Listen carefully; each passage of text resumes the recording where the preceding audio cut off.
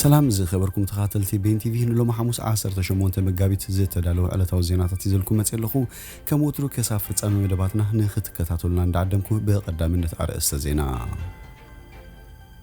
ኮሚሽን ሰው መሰላት ኢትዮጵያን ህብራት ሀገራትን አብ ትግራይ ሐበራዊ ምርመራ ክገብሩ ተሰማሚዖም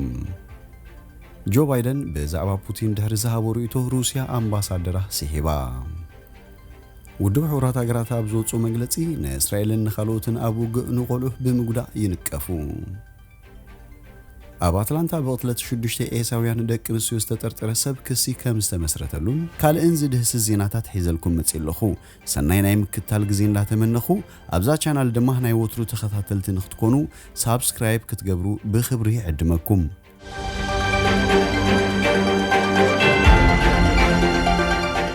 ኮሚሽን ሰው መሰላት ኢትዮጵያን ህብራት ሀገራትን ኣብ ትግራይ ሐበራዊ ምርመራ ክገብሩ ተሰማሚዖም ሐላፊት ጉዳያት ሰው መሰላት ህብራት ሀገራት ሚሼል ባችለት ነቲ ኣብ ክልል ትግራይ ተፈጺሙ ዝተባሃለ ገሰ ሰው መሰላት ምስ መንግስቲ ኢትዮጵያ ሐበራዊ ምርመራ ንኽገብሩ ከም ዝተሰማምዐት ኣፈኛት ትካል ትማሊ ኣብ ዝወፁ መግለጺ ሓቢሩ ኣብ ክልል ትግራይ ብሰንኪ ተወልዑ ዘሎ ግጭት ኣብ ትግራይ ዝዋግኡ ዘሎ ኩሎም ሓይልታት ጥሕሰት ዓለም ለኻዊ ሕግታት ከም ዝፈጸሙ ዘርኢ ኣፈናዊ ትንታነ ከም ዘለዎ ገሊጹ ምንባሩ ይፍለጥ ላዕለዋይ ሓላፊ ሰው መሰላት ሐበራዊ ምርመራ ንምክያድ በኮሚሽን ሰው መሰላት ኢትዮጵያ ዝቀረበሉ ሕቶም በአውንታ ከም ዝተቀበሉ ክብል ኣፈኛ ሰው መሰላት ህብራት ሀገራት ጆናታን ፋውለር ንአጃንስ ፍራንስ ፕሬስ ሓቢሩ ቤተሰፈ ሰው መሰላት ህብራት ሀገራት ዝሓለፈ ሰሙን ኣብ ዝወፁ መግለጺ ሰራዊት ኢትዮጵያ ሰራዊት ኤርትራ ከምኡ ድማ ክልላዊ ሓይልታት ኣምሓራን ሚሊሻታቶምን ኣብ ትግራይ ከቢድ ጥሕሰት ዓለም ለኻዊ ሕግታት ከምውን ገበናት ኩናት ገበናት አንጻር ሰብኣውነትን ፈጺሞም ክኾኑ ከም ዝኽእሉ ሓበሬታታት ከም ዘለዎ ገሊጹ ነይሩ እዩ ነቲ ዝተፈጸመ ገሰት ሰው መሰላት ንምርማር ድማ ኣብ ቀረባ እዋን ከጅሙር መደብ ከም ዘሎም እቲ ቤት ጽሕፈት ሰው መሰላት ጠቒሱ ኣብዚ ሰሙን ዶብ ኣልቦ ሓካይም ዝተባሃለ ዓለም ለኻዊ ማሕበር ግብረ ሰናይ ኣብ ዝውፁ ሓበሬታም ኣስታት 700 ትካላት ጥዕና ክልል ትግራይ ከም ዝዓነውን ኣቑሑቶም ከም ዝተዘመተን ሓቢሩ ምንባሩ ይዝከር እቲ ኩነታት ድማ ኣብቲ ህዝቢ ከቢድ ሃስያ ኣሲዑ ምህላው እቲ ማሕበር ገሊጹ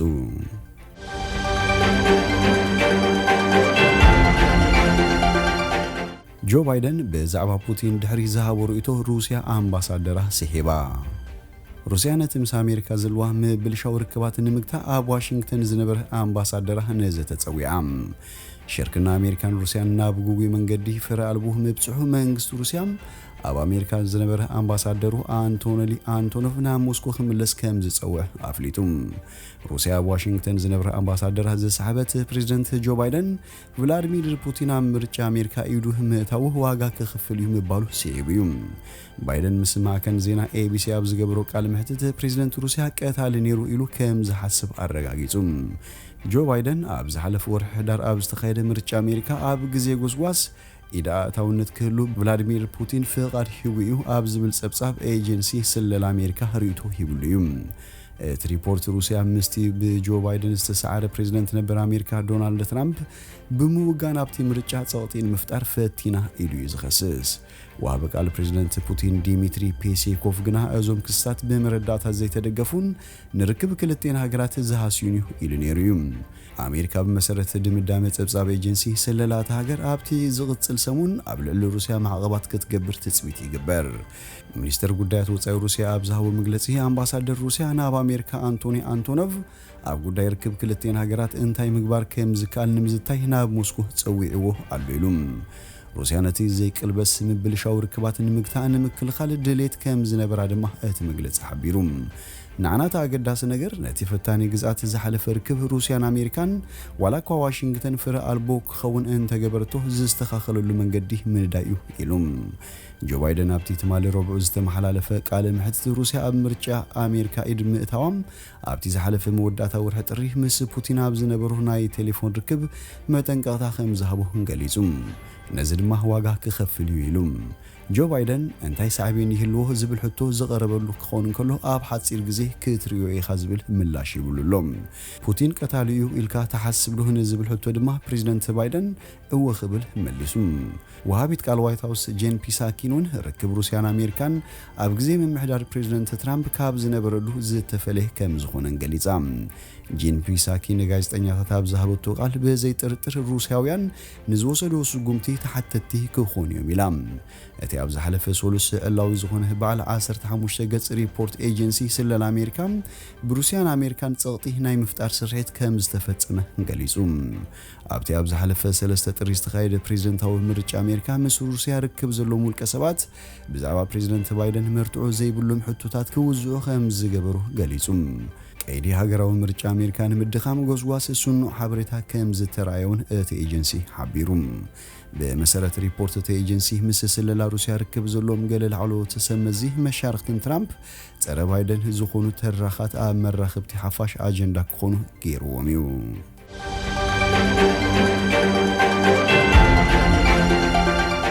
ውድ ሕብራት ሃገራት ንእስራኤልን ንኻልኦት ኣብ ውግእ ንቆልዑ ብምጉዳእ ይንቀፉ ሓደ ጉጅለ ክኢላታት መሰላት ቆልዑ ነቲ ጸሓፊ ውድብ ሕብራት ሃገራት ኣብ እዋን ግጭታት ንቆልዑ ብምጉዳእ ሓላፍነት ዝስከሙ ወገናት ኣብ ልዕሊኦም ዘውጽኡ ዓለም ለኻዊ ጸለምህ ዝምልከት ውሳነ ብምንቃፍ ካብ እስራኤል ኣፍጋኒስታን ሚያንማር ሶማልን እቲ ብስዑድ ዓረብ ዝምራሕ ኣብ የመን ዝቃለ ዘሎ ዓመፀኛታት ዘጠቓልል ሓይልታት መንግስቲ ኣብቲ ቦታ ካኣቱ ኣይነበሮምን ኢሎም እቶም ነቲ ናይ ጸለምቲ ውሳነታት ከጽንዑ እተሾሙ ክኢላታት ብዛዕባ እቶም ኣብ መላእ ዓለም ተጣበቕቲ ዝኾኑ ቆልዑ ዝከታተል ጉጅለ ብምጥባቕ ኣብ 37 ገጽ ዝርከብ ጸብጻብ ከም ዝሓበሩ ካብ 2010 ክሳብ 2020 ኣብ ዝነበረ እዋን እንተወሓደ 8 ወገናት ኣብ ውሽጢ ሓደ ዓመት ልዕሊ 100 ቆልዑ ግዳይ ሞትን መቑሰልትን ኮይኖም ከም እተረኸቡ እንተኾነ ግን ከም ዘይተዘርዘሩ ገሊጾም እዮም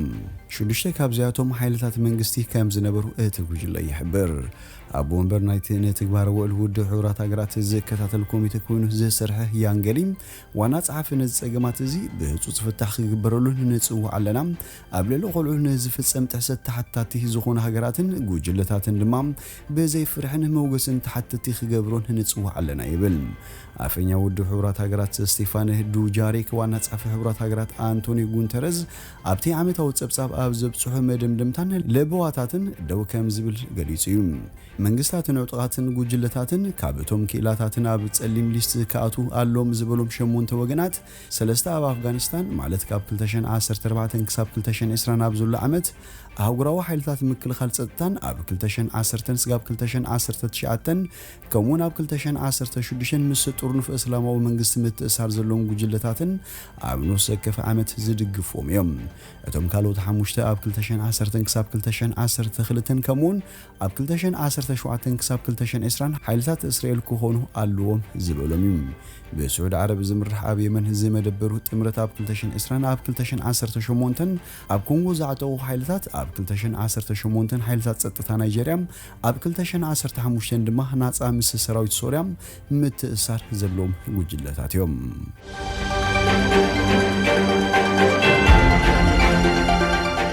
ኣብ ኣትላንታ ብቕትለት 6 ኤስያውያን ደቂ ኣንስትዮ ዝተጠርጠረ ሰብ ክሲ ተመስሪቱሉ ፖሊስ ንግዳያት ከለልዩ ክጅምሩን ከለው እቶም 4 ስሞም ተገሊጹሎም እቲ 6 ኤስያውያን ደቂ ኣንስትዮ ግዳይ ዝገበረ መጥቃዕቲ ዓለይታዊ ጠንቂ እንተለዎ ገና ኣይተረጋገጸን እቲ ጡርጡር ብክስ ብርክት ዝበለ ቅትለትን ዝለዓለ ጥቕዓትን ማእሰርቲ ክጽበዩ ከም ዝኽእል ይግለጽ ኣማሕዳሪ ኣውራጃ ፍራንክ ሬይኖልድስ ኣብ ዝሃቦ መብሪህ እቲ ጡርጡር ናይ ወሲ ወልፊ ከም ዝነበሩ ምግላጹ ሓቢሩ እቲ መጥቃዕቲ ካብ ቀረባ እዋናት ጀሚሩ ኣብ ኣሜሪካ አንጻር ኤስያውያን ኣሜሪካውያን ካብ ጽልእ ዝብገስ ገበናት ከም ዝወሰኸም ኣብ ዝገለጸሉ እዋን እዩ ተፈጺሙ እተን መንነተን ዝተነጸረ ግዳያት ኣሽሊ ያውን ጓል 33 ዓመት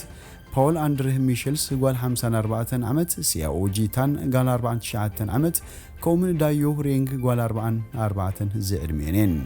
ኤሌካስ አርሄናርደዝ ኦሪትስ ዝተባህለቱን በቲ መጥቃዕቲ ከም ዝተቐተለት ተገሊጹ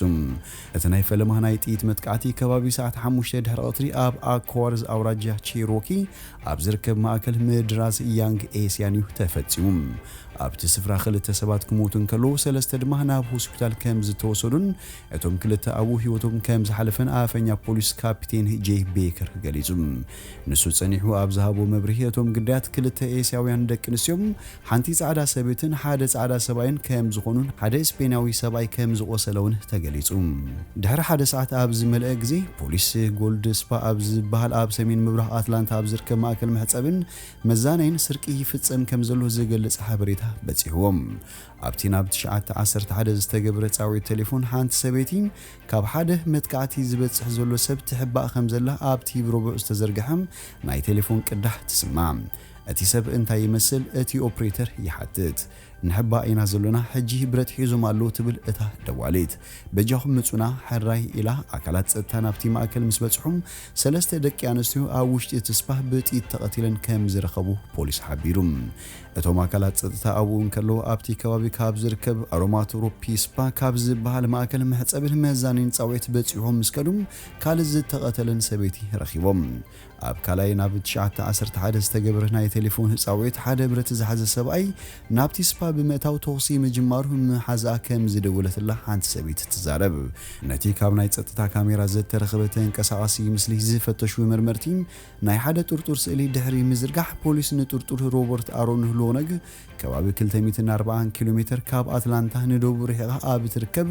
ውድስቶክ ጆርጂያ ኣብ ቀይዲ ኣእቶምዮም ሰመዚ ደቡብ ኮርያ ንመንነት ናይተን ኮርያዊ መብቁል ከም ዘለውን ዝተገለጸ 4 ደቂ ኣንስዮም ኣብ ምጽራይ ከም ዘለዉ ሓቢሮም